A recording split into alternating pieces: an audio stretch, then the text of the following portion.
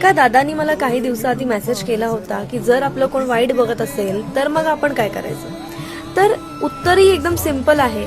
जर कोणी तुमचं वाईट बघतंय तर तुम्ही त्यांचं चांगलं बघा. ठीक आहे.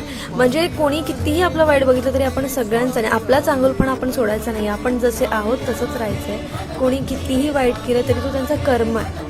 ठीक आहे. तो त्यांना इथेच भोगायचा आहे. मग जरी त्यांनी किती वाईट करण्याचा प्रयत्न जरी केला ना तरी स्वामी तुमच्या सोबत नेहमीच असतील. त्याच्यामुळे घाबरू नका, ते तुमच्या सोबत आहेत असंच विचार करून चाला. आणि जर कोण तुमचं वाईट करते तर त्यांचं सुद्धा तुम्ही चांगलं बघा, त्यांचं वाईट बघू नका. कारण जर तो आपलं वाईट करते म्हणून आपण त्याचं वाईट करायचं तर त्याच्यात आणि आपल्यामध्ये फरकच काय राहिला.